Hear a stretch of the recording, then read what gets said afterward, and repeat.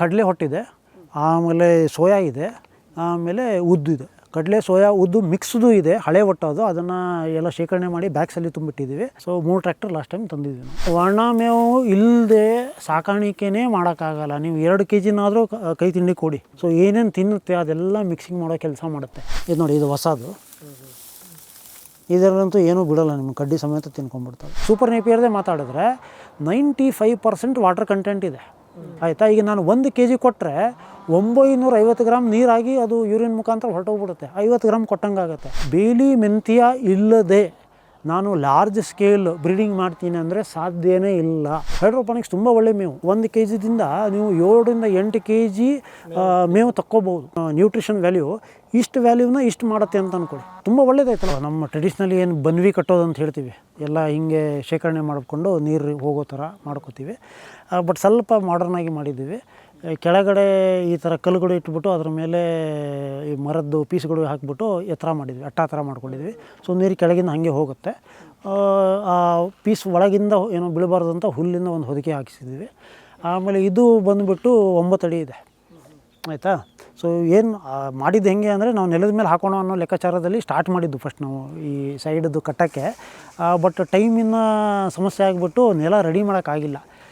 ಇದರಲ್ಲಿ ಸಮಸ್ಯೆ ಏನಂದರೆ ಟ್ರ್ಯಾಕ್ಟರ್ ಒಳಗಡೆ ಹೋಗಲ್ಲ. ಸೊ ಏನು ಮಾಡುತ್ತೆ, ಈಗ 1 ಟ್ರ್ಯಾಕ್ಟರ್ ಬಂತು, ಇಲ್ಲಿ ಹಾಕುತ್ತೆ, ಇಲ್ಲಿಂದ ಎತ್ತಿ ಅಲ್ಲಿ ಜೋಡಿಸ್ಕೊಡೋಕ್ಕೆ 1,000 ರೂಪಾಯಿ ತೊಗೋತಾರೆ 1 ಟ್ರ್ಯಾಕ್ಟ್ರಲ್ಲಿ. ಸೊ ನಿಮಗೆ ಈ ಥರ ಮಾಡಿದ್ರೆ ಅದೊಂದು ಸಮಸ್ಯೆ ಇದೆ, 1,000 ರೂಪಾಯಿ ಲಾಸ್ ಆಯಿತು, 1 ಟ್ರ್ಯಾಕ್ಟ್ರಿಗೆ ಎಕ್ಸ್ಟ್ರಾ ಕೊಡಬೇಕಾಗಿ ಬಂತು.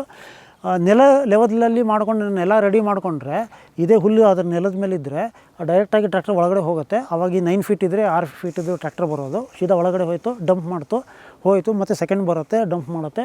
ಸೊ ಹೆಚ್ಚು ಕಮ್ಮಿ ಪೂರ್ತಿ ಡಂಪ್ ಮಾಡೋ ಹೋಗೋದೆ. ನೀವು ಸ್ವಲ್ಪ ಸರಿ ಮಾಡಿಕೊಂಡ್ರೆ ಸಾಕು. ಒಂದು ಎರಡನೇದು ಏನಂದರೆ, ಈ ಹೈಟ್ಗಿಂತ ಮೇಲೆ ಬರಬೇಕು. ಈ ಹೈಟ್ ಏನಿದೆ ಅದಕ್ಕಿಂತ ಮೇಲೆ ಬರಬೇಕು, ಇಲ್ಲಿ ಬರಬೇಕು. ಸೊ ಆವಾಗ ನೀವು ಏನಾದ್ರು ಪ್ಲಾಸ್ಟಿಕ್ ಕವರ್ ಹಾಕಿ ಕಟ್ಟಿದ್ರೆ ನಿಮಗೆ, ಸೊ ಈ ಮೆಟಲ್ ಪೀಸಸ್ಸಿಂದ ನಿಮಗೆ ಪ್ಲಾಸ್ಟಿಕ್ ಕವರ್ ಡ್ಯಾಮೇಜ್ ಏನೂ ಆಗೋಲ್ಲ. ಸೊ ಹೇಗೆ ನಿಮಗೆ ಈ ಖಾಲಿ ಆಗ್ತಾ ಹೋಗುತ್ತೆ, ಪ್ಲಾಸ್ಟಿಕ್ ಕವರ್ ಹಿಂದೆ ತೊಗೊತಾ ಹೋಗಬೇಕು, ಇಲ್ಲಾಂದರೆ ಗಾಳಿಯಿಂದ ಪ್ಲಾಸ್ಟಿಕ್ ಕವರ್ ಹಿಂಗೆ ಹಾರ್ತಾ ಇರುತ್ತೆ. ಸೊ ಇದು ಒಂದಿಷ್ಟು ನೋಡಿಕೊಂಡ್ರೆ ಸಾಕು. ಆಮೇಲೆ ಈ ರಸ್ತೆ ಹೀಗಿದೆ ಅನ್ನೋ ಕಾರಣ, ಒಂದೇ ಒಂದು ಕಾರಣಕ್ಕೆ ನಾವು ಈ ಕಡೆ ಮುಖ ಮಾಡಿದ್ವಿ. ಆ್ಯಕ್ಚುಲಿ ಇದು ನಮ್ಮ ಶೆಡ್ ಥರನೇ ಉತ್ತರಕ್ಕೆ ಮುಖ ಮಾಡ್ಕೋಬೇಕು, ಯಾಕಂದರೆ ಉತ್ತರದಿಂದ ಮಳೆ ಬರೋಲ್ಲ, ಬೇರೆದೆಲ್ಲ ಕವರ್ ಮಾಡಬೇಕು. ಬಟ್ ಇದು ಈಸ್ಟಲ್ಲಿದೆ, ನಮ್ಮ ಜಸ್ಟ್ ಇದು ರೋಡಿಗೆ ಸರಿ ಹೋಗಲಿ ಅನ್ನೋದು ಒಂದು ಲೆಕ್ಕಾಚಾರದಲ್ಲಿ ಮಾಡಿದ್ವಿ. ಈಗ ಒಳಗಡೆ ನಮ್ಮ ಹತ್ರ ಮೇವಿರೋದು ಕಡಲೆ ಹೊಟ್ಟಿದೆ, ಆಮೇಲೆ ಸೋಯಾ ಇದೆ, ಆಮೇಲೆ ಉದ್ದು ಇದೆ. ಕಡಲೆ ಸೋಯಾ ಉದ್ದು ಮಿಕ್ಸ್ದು ಇದೆ, ಹಳೆ ಹೊಟ್ಟೋದು, ಅದನ್ನು ಎಲ್ಲ ಶೇಖರಣೆ ಮಾಡಿ ಬ್ಯಾಗ್ಸಲ್ಲಿ ತುಂಬಿಟ್ಟಿದ್ದೀವಿ. ಅದು ಬಿಟ್ಟರೆ ಹೊಸ ಹೊಟ್ಟು ದೊಡ್ಡ ಬ್ಯಾಗ್ಸಲ್ಲಿ ಇದೆ, ಬರೀ ಕಡಲೆ ಹೊಟ್ಟಿದೆ. ಬನ್ನಿ ತೋರಿಸ್ತೀವಿ.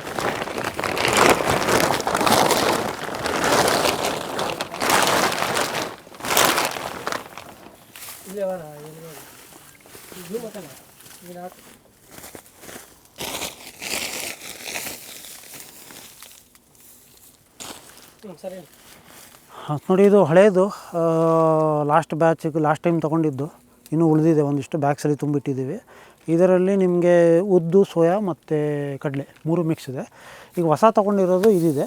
ಈ ಪೂರ್ತಿ ಹೊಟ್ಟು ಈ ಬ್ಯಾಚಿಗೆ ಖಾಲಿ ಆಗಿಬಿಡುತ್ತೆ. ಸೊ ಈ ಬ್ಯಾಚಿಗೆ ಎಷ್ಟು ಬೇಕು ಕ್ಯಾಲ್ಕುಲೇಟ್ ಮಾಡಿಕೊಂಡು ತಂದು ಇಟ್ಕೊಂಡಿದ್ದೀವಿ.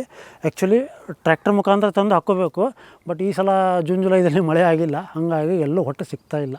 ಸೊ ಹಾಗಾಗಿ ಈ ಥರ ಕಮರ್ಷಿಯಲ್ಲೇ ತೊಗೊಂಡು ಇಟ್ಕೊಳ್ಳೋ ಅಂಥದ್ದು ಏನು ಮಾಡೋಕ್ಕಾಗಲ್ಲ, ಹಿಂಗೆ ಮಾಡ್ಕೊಳ್ಳೇಬೇಕಾಗಿದೆ ಈಗ.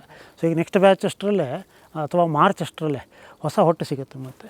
ಸೊ ಅವಾಗ ಪೂರ್ತಿ ಒಂದು ಸಲ ತುಂಬ್ಕೊಂಬಿಟ್ಟು ಅಂದರೆ 1 ವರ್ಷ ಆರಾಮಾಗಿ ಏನು ಸಮಸ್ಯೆ ಇಲ್ಲ. ಸೊ ಆ ಥರ ಮಾಡ್ಕೋತೀವಿ. ಎಷ್ಟು ಚೀಲಗಳಿದೆ ಸರ್ ಇಲ್ಲಿ ಒಂದು 8 ಚೀಲ, ಹೆಚ್ಚು ಕಮ್ಮಿ 550 kg ಮೇಲಿದೆ, kg ಲೆಕ್ಕಾಚಾರದಲ್ಲಿ ಹೇಳಿದ್ರೆ. ಯಾಕಂದರೆ ನಮ್ಮ ಲೆಕ್ಕಾಚಾರ ಪ್ರಕಾರ ಒಂದು 500 ಒಳಗಡೆ ಇದು ಕ್ಲೋಸ್ ಆಗಿಬಿಡುತ್ತೆ ಈ ಇರೋ ಬ್ಯಾಚ್. ಇದು ಇಲ್ಲೇ ಫೀಡ್ ಅಂಗಡಿಯಿಂದ ತರ್ತೀವಿ, ಅವೈಲೇಬಲ್ ಇರುತ್ತೆ. ಇದು ನಾವು ಸೇರಿಸಿಟ್ಟಿರೋದು, ಇದು ರೈತರ ಹತ್ರ ಇಲ್ಲೇ ತೊಗೊಂಡಿದ್ದು, ಇಲ್ಲಿಂದ ಒಂದು 20-25 ಕಿಲೋಮೀಟ್ರ್ ದೂರದಲ್ಲಿ. ಸೊ ಅವ್ರದ್ದು ಒಂದು ಚಿಕ್ಕ ಪ್ಲಾಟ್, 1-1.5 ಎಕರೆ. ಸೊ 3 ಟ್ರ್ಯಾಕ್ಟರ್ ಲಾಸ್ಟ್ ಟೈಮ್ ತಂದಿದ್ವಿ ನಾವು. ಆಯ್ತು, ಈಗ ಲಾಸ್ಟ್ ಡಿಸೆಂಬರ್ ಟೈಮಲ್ಲಿ ತಂದಿದ್ದು. ಒಣ ಮೇವು ಇಲ್ಲದೆ ಸಾಕಾಣಿಕೆನೇ ಮಾಡೋಕ್ಕಾಗಲ್ಲ. ನೀವು 2 kgನಾದರೂ ಕೈ ತಿಂಡಿ ಕೊಡಿ, ಎಷ್ಟಾದರೂ ಕೈ ತಿಂಡಿ ಕೊಡಿ, ಒಣ ಮೇವು ಇಲ್ಲದೆ ಸಾಕಾಣಿಕೆ ಮಾಡೋಕ್ಕಾಗಲ್ಲ. ಒಣ ಮೇವು ಕೊಟ್ಟರೆ ಈ ರೂಮನ್ ಅಂತ ಏನು ಹೇಳ್ತೀವಿ, ಆ ರೂಮೊಂದು ಮೂಮೆಂಟ್ ಮಾಡುತ್ತೆ. ಈ ನಮ್ಮದು ಕನ್ಸ್ಟ್ರಕ್ಷನ್ ಫೀಲ್ಡಲ್ಲಿ ಇದರದ್ದು ಮಿಕ್ಸರ್ ಇರುತ್ತೆ ನೋಡಿ, ಕಾಂಕ್ರೀಟ್ ಮಿಕ್ಸರ್ ಇರುತ್ತೆ ನೋಡಿ, ಅದು ರೌಂಡ್ ತಿರುಗ್ತಾ ಇರುತ್ತೆ. ಈ ಅವ್ರದ್ದು ರೂಮನ್ನು ಹಿಂಗೆ ತಿರುಗ್ತಾ ಇರುತ್ತೆ. ಸೊ ಏನೇನು ತಿನ್ನುತ್ತೆ ಅದೆಲ್ಲ ಮಿಕ್ಸಿಂಗ್ ಮಾಡೋ ಕೆಲಸ ಮಾಡುತ್ತೆ. ಸೊ ಈ ಮೂಮೆಂಟ್ ಮಾಡೋಕ್ಕೆ ಇದಕ್ಕೆ ಏನು ಅದು ರನ್ನಿಂಗಲ್ಲಿ ಇಡೋಕ್ಕೆ ಈ ಡ್ರೈ ಫಾಡರ್ ಬೇಕೇ ಬೇಕು.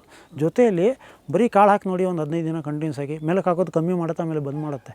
ಸೊ ಇದು ಹಾಕಿದ್ರೇ ಅದು ಮೆಲಕ್ಕೆ ಹಾಕೋಕ್ಕೆ ಸಾಧ್ಯ. ಸೊ ಮೆಲಕ್ಕೆ ಹಾಕೋಕ್ಕೆ ಮತ್ತು ಅದರದ್ದು ಡೈಜೆಸ್ಟಿವ್ ಸಿಸ್ಟಮ್ ಹೆಲ್ದಿಯಾಗಿ ರನ್ನಿಂಗ್ ಆಗಿ ಇರಬೇಕು ಅಂದರೆ ಡ್ರೈ ಫಾಡರ್ ಬೇಕೇ ಬೇಕು. ಇದು ಅದರದ್ದು ಮೂಲಭೂತ ಆಹಾರ ಅಂತ ಹೇಳ್ಬೋದು.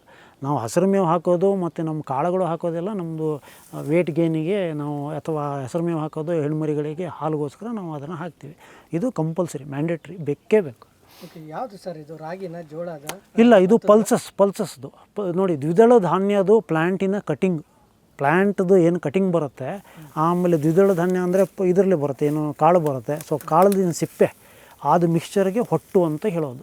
ಸೊ ನೀವು ಕಡಲೆದು ಹಾಕ್ಬೋದು, ತೊಗರಿದು ಹಾಕ್ಬೋದು, ಶೇಂಗಾ ಹಾಕ್ಬೋದು, ಹುರುಳಿ ಹಾಕ್ಬೋದು, ಇದೆ ಸೋಯಾ ಹಾಕ್ಬೋದು, ಉದ್ದಿದೆ.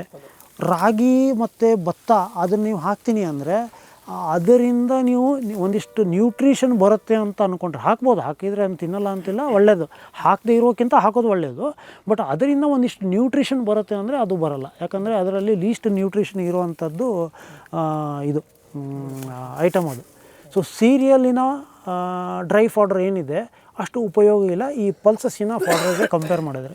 ಸೊ ಆದಷ್ಟು ನೀವು ಪಲ್ಸಸ್ಸಿನ ಫಾಡ್ರ್ ಕೊಡ್ಬೋದು. ಈ ಉತ್ತರ ಕರ್ನಾಟಕ ಭಾಗದಲ್ಲಿ ಅಂತೂ ಎಲ್ಲ ಥರ ನಿಮಗೆ ಇದರ ಸಿಗುತ್ತೆ, ಪಲ್ಸಸ್ಸಿನ ಫಾಡ್ರ್ ಸಿಗುತ್ತೆ. ಇದು ನೋಡಿ, ಇದು ಹೊಸದು. ಇದರಲ್ಲಂತೂ ಏನೂ ಬಿಡೋಲ್ಲ, ನಿಮ್ಮ ಕಡ್ಡಿ ಸಮೇತ ತಿನ್ಕೊಂಡ್ಬಿಡ್ತವೆ. ವೇಸ್ಟೇಜ್ ಆಲ್ಮೋಸ್ಟ್ ನೆಗ್ಲಿಜಿಬಲ್ ಇದರಲ್ಲಿ. ಸೊ ಆ ಥರ ಇರುತ್ತೆ. ಸೌತ್ ಕಡೆಯವರು ನಮ್ಮ ಕಡೆ ಪಲ್ಸಸ್ ಬೆಳೆಯಲ್ವಲ್ಲ, ಸೌತ್ ಕರ್ನಾಟಕದಲ್ಲಿ. ಸೊ ಅಂಥವರು ಹುರುಳಿ, ನಾವು ಹಾಸನ ಜಿಲ್ಲೆಯಲ್ಲಿ ನಾವೇ ಹುರುಳಿ ಬೆಳೆಸ್ಕೊಂಡು ಶೇಖರಣೆ ಮಾಡಿಕೊಂಡು ಕಾಳು ಸಮೇತ ಹಾಕಿಬಿಡ್ತೀವಿ.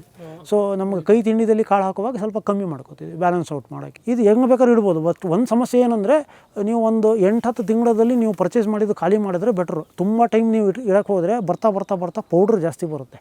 ಸೊ ನಿಮಗೆ ವೇಸ್ಟೇಜ್ ಜಾಸ್ತಿ ಆಗುತ್ತೆ. ಈಗ ನೀನು ಒಂದು ಬ್ಯಾಗ್ ಇದನ್ನು ನಾನು ಬಿಚ್ಚಿದ್ರೆ ಹೆಚ್ಚು ಕಮ್ಮಿ ಒಂದು 20% ಇದರಲ್ಲೇ ಪೌಡ್ರ್ ಬಂದುಬಿಡುತ್ತೆ. ಇದು ಯಾಕಂದರೆ ಇದು ಪೌಡ್ರ್ ಹಾಕಲ್ಲ ನೀವು ಅದನ್ನು. ಈಗ ಅದು ಡಸ್ಟ್ ಜಾಸ್ತಿ ಇರುತ್ತೆ, ಸ್ನೀಸಿಂಗ್ ಜಾಸ್ತಿ ಆಗುತ್ತೆ, ಇದಾಗುತ್ತೆ, ಕೆಮ್ಮು ಬರುತ್ತೆ, ಸ್ನೀಸಿಂಗ್ ಜಾಸ್ತಿ ಆಗುತ್ತೆ ಮೇನ್ಲಿ. ಸೊ ಹಾಗಾಗಿ ಜಾಸ್ತಿ ಹಾಕೊಳಕ್ಕೆ ಹೋಗಲ್ಲ. ಇದು ಫೈನ್ ಡಸ್ಟ್ ಬರುತ್ತೆ ಅಲ್ಲ, ಇದು ಮಾಡ್ತೀವಿ. ನಾವು ತರುವಾಗ ನಾವು ಹೊಸ ತೊಗೊಂಡಿದ್ದಲ್ಲ, ನಾವು ರೈತರ ಶೇಖರಣೆ ಮಾಡಿ ಇಟ್ಟಿದ್ದಲ್ಲಿ ಅವ್ರ ಕಡೆಯಿಂದ ತೊಗೊಂಡಿದ್ದು. ಸೊ ಅವರು 1 ವರ್ಷ ಶೇಖರಣೆ ಮಾಡಿದ್ದು, ನಾವು ತಂದು ಹೆಚ್ಚು ಕಮ್ಮಿ 8-10 ತಿಂಗಳ ಮೇಲೆ ಆಗಿದೆ ಈಗ. ಇಲ್ಲ, 1 ವರ್ಷನೇ ಆಯಿತು. ಡಿಸೆಂಬರ್ ಅಂದರೆ 1 ವರ್ಷನೇ ಆಯಿತು. ಸೊ 2 ವರ್ಷ ಹಳೆಯದು. ಸೊ ಎಷ್ಟು ಹಳೇದಾಗ್ತಾ ಹೋಗುತ್ತೆ ನಿಮಗೆ ಅದರ ಪೌಡ್ರ್ ಫಾರ್ಮಲ್ಲಿ ಬರೋಕ್ಕೆ ಸ್ಟಾರ್ಟ್ ಆಗುತ್ತೆ. ಸೊ ಏನು ಬೆಸ್ಟ್ ಏನಂದರೆ, ಇನ್ನೊಂದು ಏನು ಬರುತ್ತೆ ಅಂದರೆ, ಈಗ ನೋಡಿ ಹೊಲದಲ್ಲಿ ರೆಡಿ ಇದೆ ಅಂತ ಅಂದ್ಕೊಳ್ಳಿ, ಅಲ್ಲಿಂದ ತೊಗೊಂಡು ಬಂದುಬಿಟ್ಟ ಅಂದರೆ ನಿಮಗೆ ಕಾಸ್ಟ್ ಕಮ್ಮಿ. ನೀವು ರೈತ ಅದನ್ನು ತೊಗೊಂಡು ಹೋಗಿ ಶೇಖರಣೆ ಮಾಡಿದಾನ ಅಂದ್ಕೊಳ್ಳಿ, ಅವ್ನಿಗೊಂದು ಕಾಸ್ಟ್ ಬಿತ್ತಲ್ಲ ಶೇಖರಣೆ ಮಾಡೋವಂಥದ್ದು. ಮತ್ತು ಅಲ್ಲಿಂದ ತೊಗೊಂಡು ನೀವು ಶೇಖರಣೆ ಮಾಡಿದ್ರೆ ನಿಮ್ಗೆ ರೇಟ್ ಜಾಸ್ತಿ ಆಗಿಬಿಡುತ್ತೆ. ಅವ್ನು ತನ್ನ ಶೇಖರಣೆ ಮಾಡಿದ್ದು ಕಾಸ್ಟ್ ನಿಮ್ಮ ಮೇಲೆ ಹಾಕ್ತಾನೆ. ಸೊ ಹಾಗಾಗಿಬಿಟ್ಟು ರೆಡಿ ಈಗ ಜನವರಿ ಫೆಬ್ರವರಿಯಲ್ಲಿ ಕಡಲೆ ಎಲ್ಲ ಕಟಾವು ಬರುತ್ತೆ. ಸೊ ಕಟಾವು ಬಂತು ಮಾರ್ಚ್ ಅಷ್ಟರಲ್ಲಿ ಎಲ್ಲ ಒಣಗೋಗ್ಬಿಟ್ಟಿರುತ್ತೆ. ಸೊ ಒಣಗೋಗಿದ್ದು ಇಮಿಡಿಯೇಟ್ಲಿ ನೀವು ತಂದುಬಿಟ್ಟು ಹಾಕ್ಕೊಂಬಿಟ್ಟ ಅಂದರೆ ಆರಾಮಾಗಿ 1-1.5 ವರ್ಷ ನೀವು ಸ್ಟೋರ್ ಮಾಡ್ಕೋಬೋದು. ಸರ್, ಈಗ ಸೈಲೇಜ್ ಕೊಡ್ತಾರೆ ಎಲ್ಲರೂ. ಸೈಲೇಜ್ ಅನ್ನೋದು ಒಂದು ಟ್ರೆಂಡ್ ಆಗಿಬಿಟ್ಟಿದೆ. ಸೈಲೇಜ್ ನೀವು ನಿಮ್ಮ ಶೆಡ್ಡಲ್ಲಿರೋ ಕುರಿಗಳು ಕೊಡ್ತಾ ಇಲ್ವಾ? ಇಲ್ಲ, ಗಂಡು ಮರಿಗೆ ಸೈಲೇಜ್ ಕೊಡೋವಂಥದ್ದು, ಸೈಲೇಜ್ ಆಗಲಿ ಅಥವಾ ಹಸಿರು ಮೇವಾಗಲಿ ಕೊಡೋವಂಥದ್ದು ನೋಡಿ, ನಮ್ಮ ಹತ್ರ ಸೂಪರ್ ನೇಪಿಯರ್ ಇದೆ, ಒಂದಿಷ್ಟು ಕಡ್ಡಿಗಳು ಮಿಕ್ಕಿದ್ದಾವೆ. ಆದರೂ ನಾವು ಕೊಡ್ತಾಯಿಲ್ಲ ಇದುವರೆಗೂ. ಒಂದು ಎಲೆನೋವೆ ಇದು ನಾವು ಎಷ್ಟು ಮರಿ ಸಾಕಿದ್ವಿ, ಒಂದು ಮರಿಗೂ ಕೊಟ್ಟಿಲ್ಲ. ಆಯಿತಾ? ಏನಕ್ಕೆ ಅಂದರೆ ಹಸಿರು ಮೇವಿನ ಅವಶ್ಯಕತೆ ಗಂಡು ಮರಿಗಳಿಗೆ ಇಲ್ಲ. ಮೇನಾಗಿ ಹೆಣ್ಣು ಮರಿ ಇದೆಯಾ, ಸೈಲೇಜು ಬೇಕು, ಹೈಡ್ರೋಪೋನಿಕ್ಸು ಬೇಕು. ನೀವು ಹೇಳ್ತಾ ಇರೋ ಹಂಗೆ ಈ ಸೂಪರ್ ನೇಪಿಯರ್ ಆಗಲಿ ಬೇರೆದೆಲ್ಲ ಬೇಕೇ ಬೇಕು. ಹಾಗೂ ನೀವು ಹಸಿರು ಮೇವು ಕೊಡಲೇಬೇಕು ಅಂತಿದ್ದರೆ ಒಂದು ಆಪ್ಷನ್ ಇದೆ, ಈ ಕುದುರೆ ಮೆಂತ್ಯ.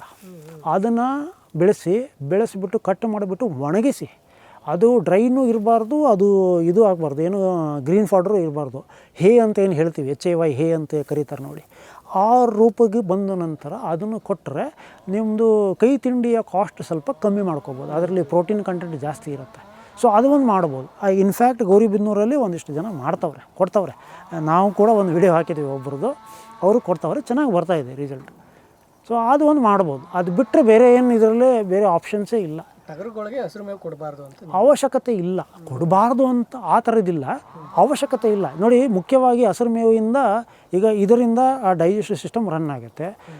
ನೀವು ಕೈ ತಿಂಡಿ ಕೊಟ್ಟಿದ್ದು ನಿಮಗೆ ತೂಕ ಬರುತ್ತೆ. ಹಸಿರು ಮೇವಿಂದ ಏನು ಬರುತ್ತೆ, ಏನು ಸಿಗುತ್ತೆ, ಮಿನರಲ್ಸು ಮತ್ತು ವಿಟಮಿನ್ಸ್. ಆ ಎರಡು ಪರ್ಪಸ್ಗೆ ಹಸಿರು ಮೇವು ಬಳಸಬೇಕಾಗಿ ಬಂದಿದೆ, ಆಯಿತಾ.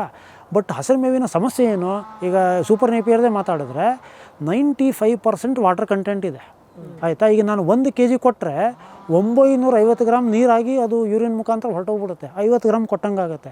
ಸೊ ಆ 50 ಗ್ರಾಮದಲ್ಲಿ ಎಷ್ಟು ಮಿನರಲ್, ಎಷ್ಟು ವಿಟಮಿನ್ಸ್ ಸಿಗ್ಬೋದು. ಆಮೇಲೆ ನಮ್ಮ ನೆಲದ ಮೇಲೂ ಡಿಪೆಂಡ್ ಆಗಿರುತ್ತೆ, ನಮ್ಮ ನೆಲ ಎಷ್ಟು ರಿಚ್ ಐತಿ ಅದರ ತಕ್ಕಂತೆ ಕ್ವಾಲಿಟಿ ಮತ್ತು quantity of minerals and vitamins ಇರುತ್ತೆ ಅದರೊಳಗೆ. ಸೊ ಆ ಚಿಕ್ಕ ಒಂದು ಪ್ರಮಾಣಕ್ಕೆ ಇಷ್ಟೆಲ್ಲ ಯಾಕೆ ಸರ್ಕಸ್ ಮಾಡಬೇಕು. ಹೆಂಗೋ ನಾವು ಮಿನರಲ್ ಮಿಕ್ಸ್ಚರ್ ಕೊಡ್ತೀವಿ, ಅದರಲ್ಲಿ ವಿಟಮಿನ್ಸು ಇದೆ, ಮಿನರಲ್ಸು ಇದೆ, 1-2 ಗ್ರಾಮ್ ಎಕ್ಸ್ಟ್ರಾ ಕೊಡೋಣ ಬಿಡಿ.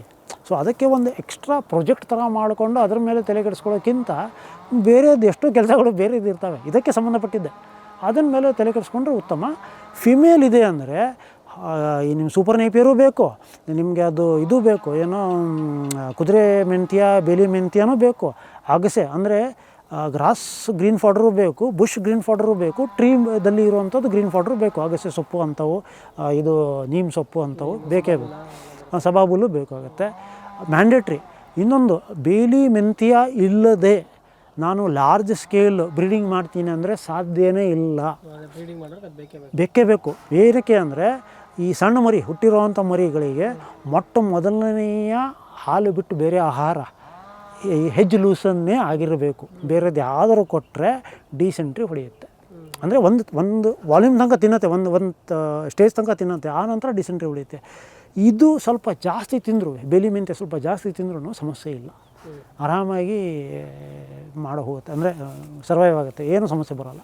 ಸೊ ಹಾಗಾಗಿ ಬ್ರೀಡಿಂಗ್ ದೊಡ್ಡ ಪ್ರಮಾಣದಲ್ಲಿ ಮಾಡ್ತೀನಿ ಅಂದರೆ ಬೇಲಿ ಮೆಂತ್ಯ ನೀವು ಹಾಕ್ಕೊಂಡಿರಲೇಬೇಕು, ಕಂಪಲ್ಷನ್ ಅದು.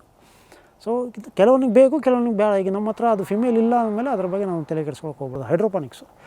ಹೈಡ್ರೋಪಾನಿಕ್ಸ್ ತುಂಬ ಒಳ್ಳೆ ಮೇವು. ಅಜೋಲಾ ಕೂಡ ಇದೆ, ಅಜೋಲಾದಲ್ಲಿ ಸ್ವಲ್ಪ ಸಮಸ್ಯೆಗಳು ಇದ್ದಾವೆ, ಸ್ವಲ್ಪ ತೊಳೆಯೋದು ಇಳೋದು ಲೇಬರ್ ಕೆಲಸ ಜಾಸ್ತಿ ಆಗುತ್ತೆ.